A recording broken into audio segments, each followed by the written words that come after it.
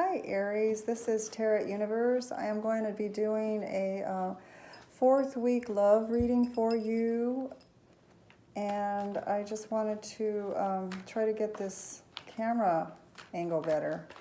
I know yours was pretty good for the general reading that I did, but I don't know if you watched any of my other videos. There was a lot of blockage, but then I thought, I'm going to post them anyway because there's a lot of people that don't even show their cards in their reading. They just show, their body, and so I just figured, well, at least I'm partially showing the cards. Anyway, I have a feeling it's like a representation of our solar eclipse that's coming up. It's a partial solar eclipse that's coming up on July the 12th, which is pretty much about 2.5 weeks from now.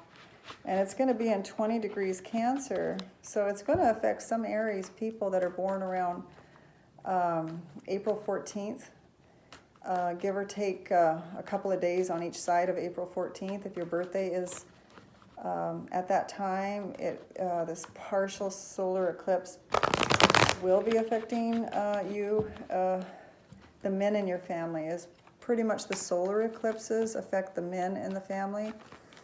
Good or bad. Could be good things happen to them, or it doesn't have to be bad. It doesn't have to be good. I mean, it's just that it does. Something will come up that will be an issue or an exciting event thing, news-wise, about the men in the family. Some certain person in the family that's either a father figure, grandfather, lover, brother, something about the men in the family. Then on the 27th of July, we have a total lunar eclipse. Now that one's going to be at 4 degrees Aquarius. And this reading is going to be alongside that time frame. This reading is the last week of July for your love reading, okay? So I just wanted you to know that there is a full lunar eclipse going on the last week of July. As I'm reading this, keep that in mind. It's in 4 degrees Aquarius, so unless you have planets in, unless you have planets in Leo, Aquarius, Taurus, or Scorpio, like at the beginning of the month of those, like the beginning of November, the beginning of May, beginning of February, or the beginning of August, then, you will feel very emotional during this last week of July, extremely emotional. So just keep that in mind, that, if something like that's going on, that's probably what's causing it. I'm sure it's affecting it somehow. Okay, enough talk. I'm going to start your love reading now for Aries. Love reading for Aries. Okay, I'm just going to do this really quick. I think I did this one.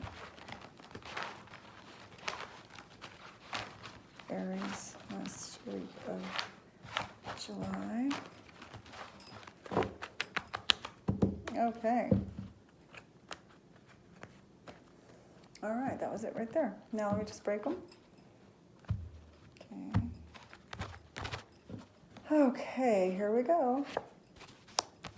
Interesting.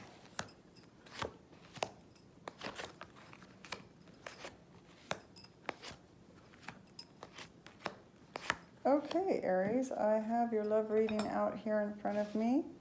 And this is not a Celtic cross. This is an 8-card love reading that I learned recently.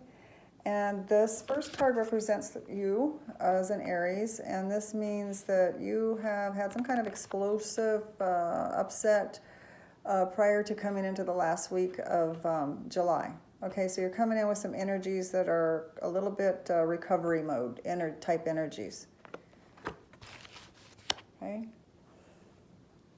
And if you happen to have a lover, or if you meet someone that's a lover, this card represents them. So this person has got a lot of options. This person is looking for someone that's kind of balanced, that has a lot going on in their life, but that they can kind of juggle it and balance it all, and that's what they're looking for, okay? And that's how they are as well. They're able to juggle a lot of different things in life and be successful. And they have a lot of big dreams that they want. This is the type of person that would come into your life, or this is representing someone that you're in love with, or that's in your life now, okay? Now, this is how you're viewing yourself. This card represents yourself. And so you're seeing yourself as starting out brand new from some kind of transformation that you went through. And that would be represented by this tower that we talked about. That something happened that you got over. And so you're coming in for a brand new start. You've already been, it looks like you learned your lesson. You've been transformed, and you're coming in with this transformative energy. Okay? Now, this other card here is what the querent means to you, the other person that you could be in love with or someone that you're looking for. This is what they mean to you. They mean a lot of communication. They mean keeping you in the loop, you feeling well-informed. They quickly share things as it comes into their life. They are a source of information for you. You really enjoy being around this person and like being with this person because you feel well-informed and they're well-informed. You feel like you're in the know. This person helps you feel like you're in the know, and you like that. Okay. Now this card here means what you mean to them. And this one is the Knight of Swords, and it's in the reverse. So what you mean to them is that you're not a flighty type person. You're not running here and running there. You're you know, if you were this way, you'd be running around all over the place. And they want someone that, even though Aries has a lot of energy and Aries can be very quick, they're looking for someone that is able to do that, but also not all the time, that they're able to rest and relax and recuperate, and they don't always have to be out communicating with a lot of people all the time. But why would you have to when you have them around, right? They're bringing in all the creative energy, they're bringing in all the information, so you wouldn't have to do that. So they want to be your source of information. They don't want you to have to run around and have to go figure everything out for yourself. They want to help you out. That's really awesome. That's interesting. Okay, and then we have, this is what they mean to you. Or excuse me, this is not what they mean to you. This is the hurdle in your relationships. This is what they meant to you, was a communication. We already went over that one. This is the hurdles in your relationship. Now, the hurdles in your relationship would be the ability to let old hurts, old thoughts, old relationships that did you wrong, or old, what do you call, sores, not sores, but old wounds. That's the word I was looking for. Old wounds that you have, to be able to let those go. And that would be the hurdle for both of you, is so that you didn't, I guess, react on those as much. You'd share them with each other, but the hurdle would be to what degree? To what degree would you share those with each other? Would it be constant, to where you would wear each other out? Would it be just every now and then to edify each other on how to be closer to one another? You know, are you going to use the other person for a therapist all the time? Are they going to use you for a therapist all the time? Or are they able to let some of that go and have a happy medium there? Okay?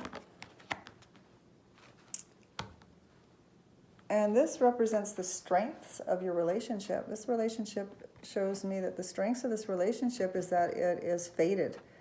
It's from the divine. It's the universe is giving you this relationship, and it's because of your good merits, Aries. So this has come to you by the grace of the divine, and the strengths of the relationship are that you treat each other the way you want to be treated.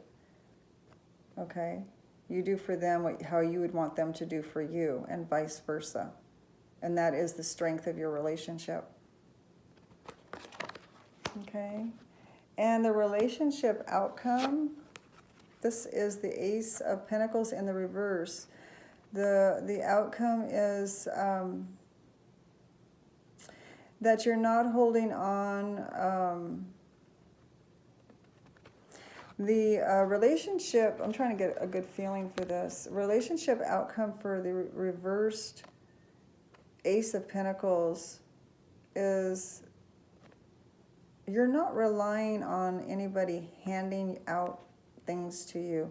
You both are able to get your own resources. You're both capable people to where you both match each other, and you're both able to, without a handout or asking for help all the time from others. There's nothing wrong with asking for help when you need it, naturally. But the strength of this relationship is you both rely on one another, and you're not looking for outside source for money or for resources or for any kind of handouts for whatever that may be. Remember, you're getting with someone that is very, very, wants someone that's very, with a lot of options, that can balance a lot of things. They want someone that, you know, they can communicate give all this communication to, that they can share all this communication that they have to offer, because they don't want you having to run around and go get it from somebody else. So they like that, the fact that you're able to be at peace and just get your information and your resources from them. So this card makes perfect sense that would be the strength of your relationship, is that you rely on each other. You don't have to rely on outside the universe for help, other people. You're getting it from within the two of you. Okay? That's your love reading for the end of July. I hope you enjoyed this reading. I haven't done this particular set of cards very many times, so if I kind of stumbled a little bit over it, it's because I'm still getting adjusted to it. But that was a very interesting reading. Every single reading I do is very interesting to me. They're all so different, and yours sounds wonderful, Aries. It sounds like you have a lot coming in for you. The person that you're interested in, the person that you're going to draw in, it just sounds absolutely marvelous. Okay, they sound very resourceful. They sound very giving. Geez, who wouldn't love that? And not only that, it's divinely given to you. Okay? That's beautiful. All right, Aries, I'm sending you all the love in the universe. If you haven't subscribed yet, please do subscribe and like, and please share. I could use you guys to share my channel. Okay? Thanks so much. Talk to you soon. Bye-bye, Aries.